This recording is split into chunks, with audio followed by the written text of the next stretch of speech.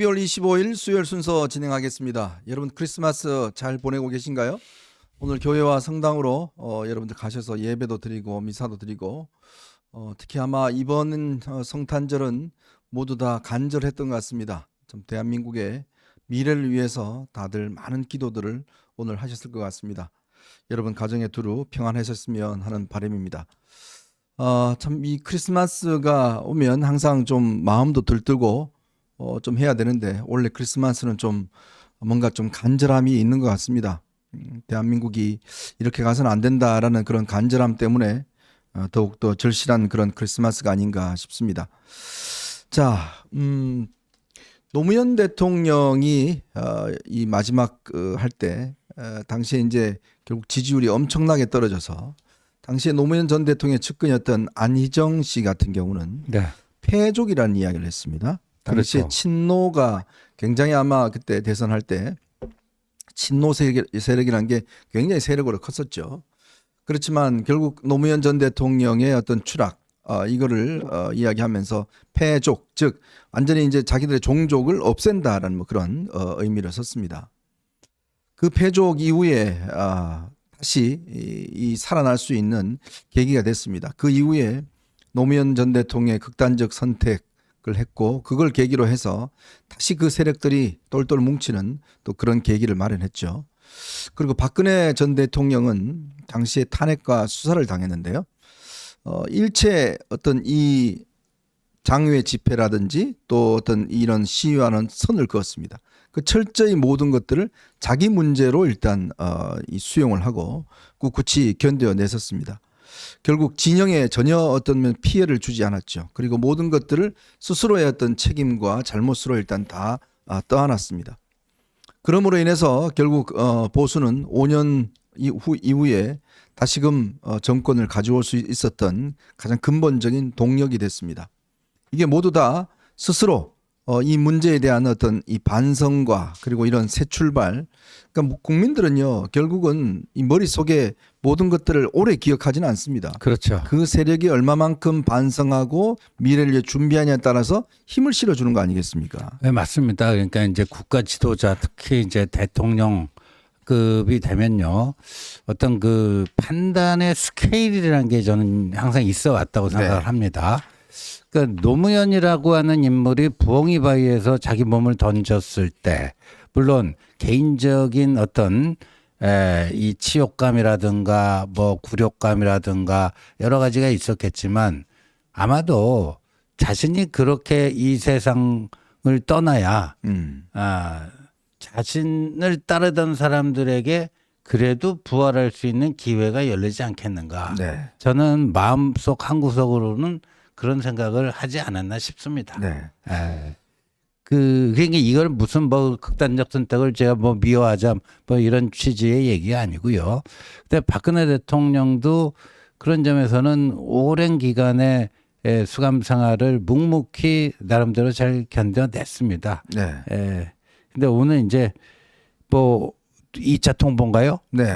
뭐 2차 통보인데 이제 윤 대통령이 안 나타나고 있는데 이게 이제 처음 이런 거는 이제 처음 나타나는 이런 거라서 이게 과연 이제 오늘 아침 그 조선일보에 이회창 전 한나라당 총재 인터뷰도 나왔습니다. 네. 그런데 윤 대통령이 저기에 대해서 사과하지 않는 거, 진솔한 사과 없는 것은 당을 2번 죽이는 거다. 그런 취지로 얘기를 하지 않았습니까? 사실은 이제 제가 그 말씀을 한 이유도 바로 이 이유입니다. 어떤 리더였고 또 자신을 뽑아줬고 적극적으로 지지해줬던 분들이 많습니다. 그분들의 지금 마음 심정은 뭐 여러분이나 저나 이로 헤아릴 수 없을 정도로 참 참담한 그런 심정입니다. 정치로 풀어야 될 문제를 결국은 군인들을 동원해서 정말 상상을 초월하는 그런 일들을 계획했다는 것 자체가 깊은 배신감에 있는 것이죠. 그렇다면 본인의 이 잘못을 느끼고 그리고 본인을 지지해줬던 분들에게 더 이상의 영향이 가지 않도록 하는 게 저는 리더의 중요한 자세가 아닌가 싶습니다.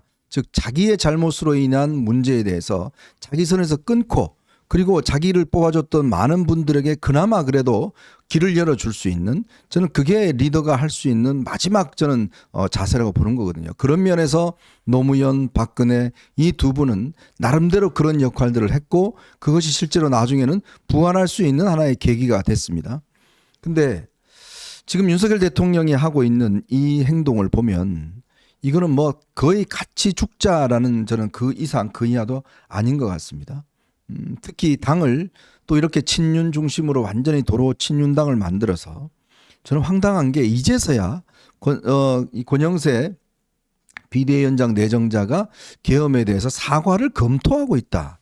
지금 이미 계엄 일어난 지가 언제고, 그리고 또 이거에 대한 국민적 판단이 이미 끝났는데 이제서야 사과를 한다고 이야기를 하는 게 이게 맞는 행동인지 모르겠습니다. 12월 3일이니까 오늘이 이제 크리스마스 22일이 지났습니다. 22일이 지났어요. 네, 그것도 검토한다고 그러더라고요. 예. 근데 이게 계엄 트라우마라고 하는 국민들 정신 건강에도 아주 심각한 악영향을 미쳤다라는 게 여기저기서 다 검증이 되고 있는데, 예, 이제 와서 이렇게 한가한 얘기 할 때입니까? 네. 자, 그러니 이제서야 이제 국민들은 이미 마음속에 다 지워버렸는데 그거를 지금 이제 와서 이제 사과를 검토하겠다라고 하는 게 얼마나 기가 막힌 일이겠습니까? 그리고 또 이대로 가면 사실 이제 보수가 앞으로 그래도 우리가 뭐 부활할 수 있는 계기가 돼야 되는데 아마 국민들 마음속에는 저 사람들은 잘못을 해놓고도 반성하지 않는 집단이다.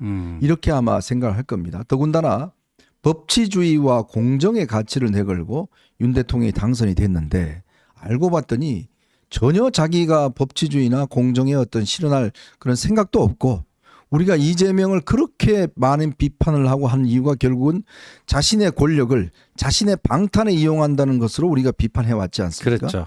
근데 그 똑같은 일을 지금 이 윤 대통령이 하고 있다는 거, 이거는 제가 정말 국민들 앞에 가서 이 이재명을 비판할 수 있는 근거를 그걸 찾지 못하겠어요. 근거가 없어지는 거죠. 예. 그래서 뭐 사람에게 충성하지 않는다고 했는데 윤 대통령은 나에게만큼은 충성하라 이거였던 것 같습니다. 네. 예, 주변에 여러 가지 그 윤 대통령과 함께했던 사람들의 얘기를 종합해 보면 또 본인에 대한 그 절대적인 충성심에 대한 갈구는 또 분명히 있었던 것 같습니다. 그런 점에서 조금 이중잣대였다. 인간이라는 건 늘 이제 타인에게는 엄격하고 자기 자신에게는 관대하려고 하는 게 어찌 보면 이기주의적 인간의 속성인데, 그런데 국가 지도자 정도 되려면요, 이 깨우침과 이 수양의 과정이 있어야 되지 않겠습니까? 네. 자기 자신을 객관화 시켜볼 필요가 있어요. 네. 자신을 객관화시킬 수 있는 능력이 있는지 없는지는 저는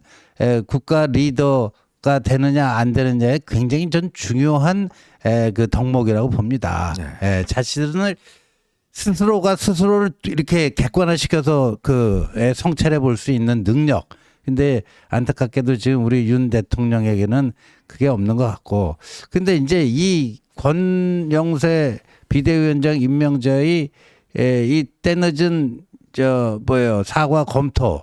그런데 또 이걸 갖고 시비 거는 사람도 있다면서요? 네, 지금 뭐 보십시오. 지금 저 앞에 저렇게 이제 사과 절대 하면 안 된다 뭐 이렇게 하고 있는데요.